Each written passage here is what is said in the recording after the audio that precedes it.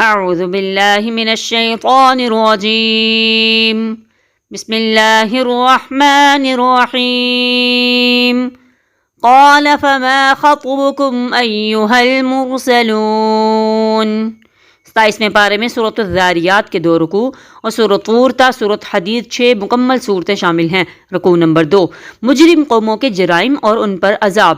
سورۃ الذاریات کے دوسرے رکوع میں اس واقعے کا بیان ہے کہ جب فرشتے خوبصورت لڑکوں کی صورت میں حضرت ابراہیم علیہ السلام کے پاس آئے اور انہیں حضرت اسحاق علیہ السلام کی معجزانہ ولادت کی بشارت دی۔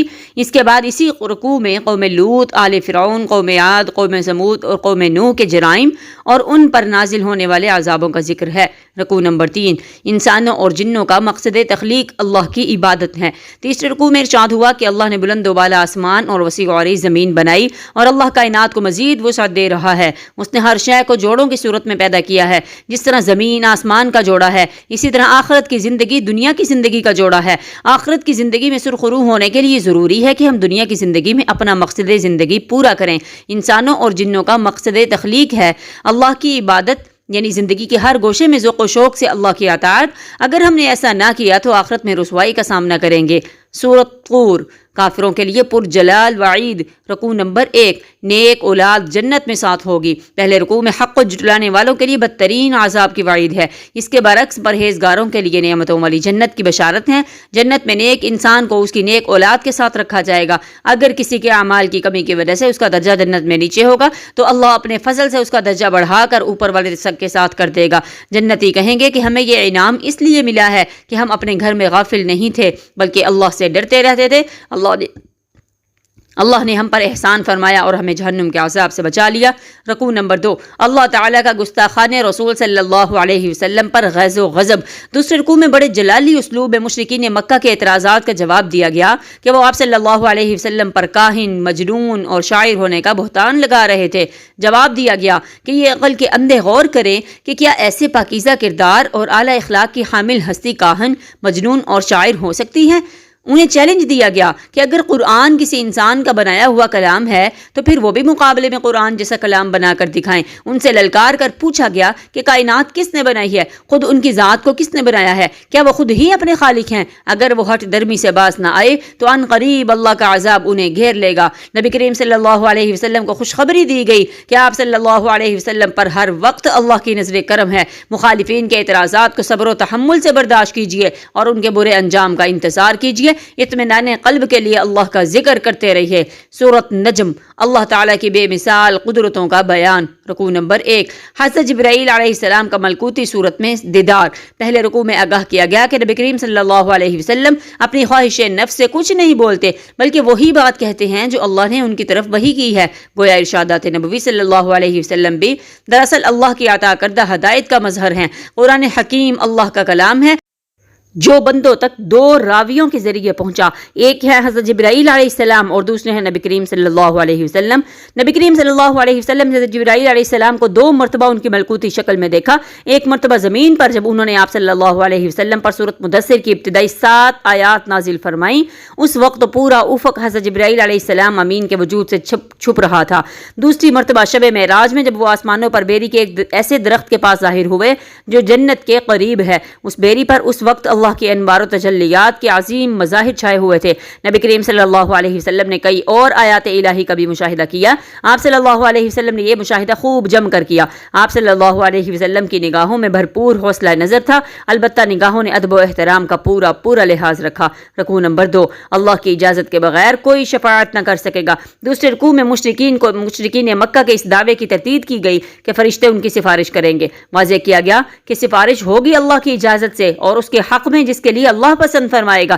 روز قیامت اصل فیصلہ عمل کی بنیاد پر ہوگا۔ برے لوگوں کا انجام برا ہوگا۔ اس کے برعکس جو لوگ بڑے بڑے گناہوں اور بے حیائی کی ہر صورت سے بچتے ہیں انہیں بخشش اور انعامات سے نوازا جائے گا۔ اللہ ہر انسان کی نیکی سے واقف ہے، لہٰذا نیکیوں کی تشہیر نہ کرو، دکھاوے سے نیکیاں برباد ہو جائیں گی۔ رکوع نمبر 3 انسان کا عمل اس کے کام آئے گا۔ تیسرے رکوع میں خبردار کیا گیا کہ روز قیامت کوئی انسان کسی دوسرے انسان کے گناہوں کا بوجھ نہ اٹھائے گا۔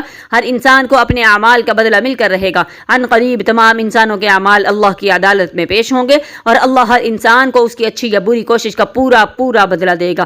واضح کیا گیا کہ انسان سراپا اللہ کے اختیار میں ہے۔ خوشی، غمی، زندگی، موت، خوشحالی یا تنگ دستی دینے والا صرف اور صرف اللہ ہے۔ اللہ ہی نے سابقہ قوموں کو ان کی سرکشی پر ہلاک کیا۔ خیر اسی میں ہے کہ اللہ کے سامنے جھک جاؤ اور پوری زندگی میں اس کی فرمانبرداری اختیار کرو۔ سورۃ قبر، اللہ کے غیظ و غضب کا پرجلال مظہر۔ رکوع نمبر 1۔ قرآن سمجھنے کے لیے آسان کر دیا گیا ہے۔ پہلے رکوع میں مشرکین مکہ کے لیے سخت وعید بیان کی گئی کہ وہ واضح نشانیاں دیکھ کر بھی حق کو جھٹلا رہے ہیں، لہٰذا انہیں دنیا اور آخرت میں تباہی کا سامنا کرنا پڑے گا۔ ان سے پہلے قوم نوح اور قوم عاد نے بھی ایسی روش اختیار کی۔ قوم نوح کو اللہ نے زبردست طوفان اور قوم عاد کو تیز آندھی کے ذریعے ہلاک کر دیا۔ اس سورۃ مبارکہ میں 4 مرتبہ یہ مضمون بیان کیا گیا ہے کہ ہم نے قرآن کو سمجھنے کے لیے آسان کر دیا ہے، تو کوئی ہے جو اس سے نصیحت حاصل کرے؟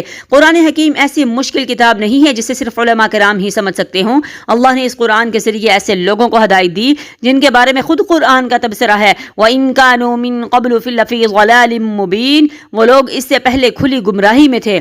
اور سورۃ آل عمران کی آیت ہے، قرآن ھدی للناس ہے، یعنی تمام لوگوں کے لیے ہدایت ہے۔ قرآن بڑے سادہ اور عام فہم اسلوب میں ایک انسان کو آگاہ کر رہا ہے کہ اسے اللہ کی رضا اور آخرت کی فلاح کے حصول کے لیے کیا کرنا ہے اور کیا نہیں۔ رکوع نمبر 2۔ مجرم قوموں پر اللہ کا عذاب۔ دوسرے رکوع میں قوم سمود اور قوم لوط پر عذاب کا ذکر ہے۔ قوم سمود کو اللہ نے شدید زلزلے کے ذریعے ہلاک کیا۔ قوم لوط پر اللہ کا عذاب 3 قسطوں میں آیا۔ پہلے ان کو اندھا کر دیا گیا، اس کے بعد ان کی بستیوں کو الٹ دیا گیا، پھر ان پر تیز ہواؤں کے ذریعے کنکریوں کی بارش برسائی گئی۔ ہم جنس پرستی کا مکروہ جرم کرنے والے ایسی ہی بدترین سزا کے مستحق تھے۔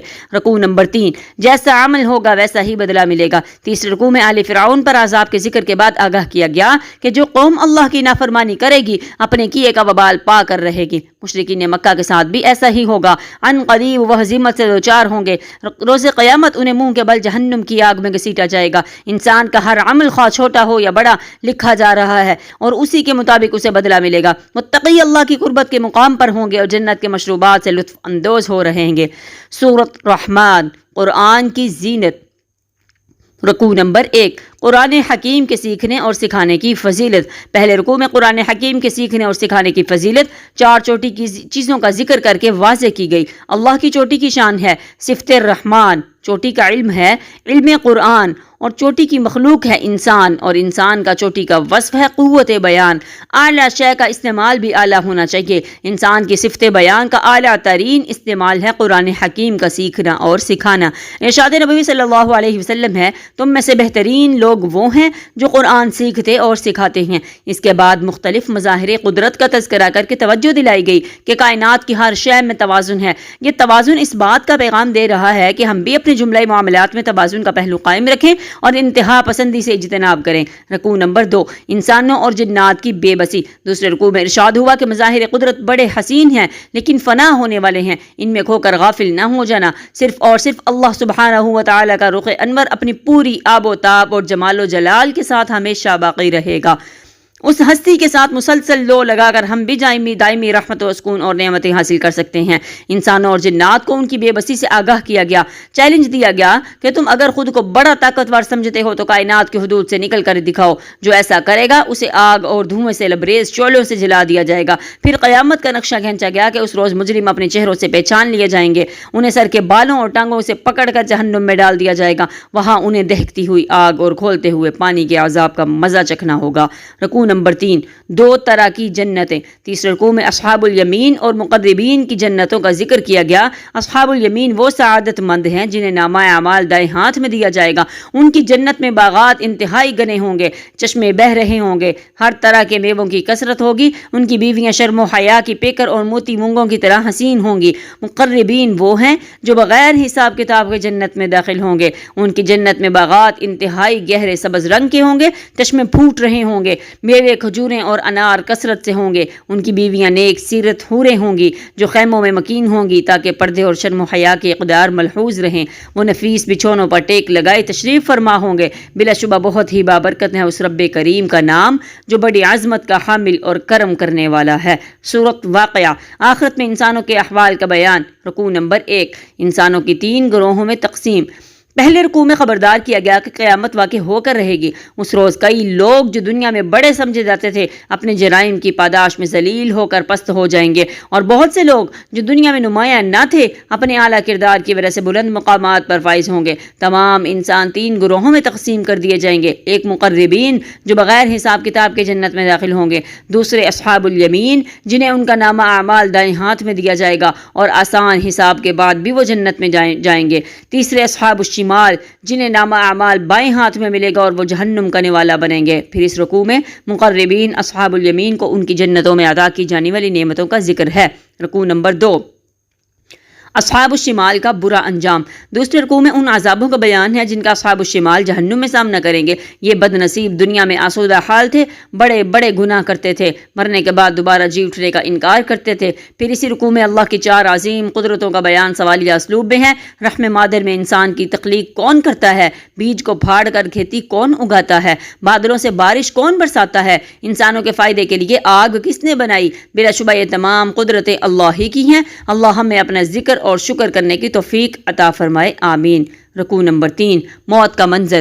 تیسرے رکوع میں قرآن کریم کی عظمت کا بیان ہے۔ قرآن کریم لوح محفوظ میں بڑے پاکیزہ فرشتوں کی تحویل میں ہے۔ افسوس کا مقام ہے کہ اس عظیم کتاب کے حقوق کی ادائیگی میں اکثر انسان سستی کرتے ہیں، اکثر اس کی قولی یا عملی تکذیب کا جرم کرتے ہیں۔ پھر انسان کی موت کا نقشہ کھینچا گیا۔ موت کے وقت اس کی جان حلق کے قریب آ کر پھنس جاتی ہے، مرنے والا تڑپ رہا ہوتا ہے اور عزیز و اقارب قریب کھڑے دیکھ رہے ہوتے ہیں۔ اگر ہم بڑے ہی با اختیار ہیں تو مرنے والے کی جان کو اس کے جسم میں دوبارہ لٹا دیا کریں، لیکن ہم ایسا نہیں کر سکتے۔ ہماری زندگی اور موت کا کل اختیار اللہ ہی کے ہاتھ میں ہے۔ اب اگر مرنے والا مقربین میں سے ہوتا ہے تو جنت کی ہواؤں خوشبوؤں سے اس کا استقبال کیا جاتا ہے۔ اگر مرنے والا اصحاب الیمین میں سے ہوتا ہے تو اسے فرشتے سلامتی کی بشارت دیتے ہیں۔ اگر مرنے والا گمراہ اور حق کا باغی ہوتا ہے تو اسے کھولتے ہوئے پانی اور دہتی ہوئی آگ میں جانے کی خبر دی جاتی ہے۔ اللہم جنت عطا فرمائے اور جہنم سے محفوظ فرمائے، آمین۔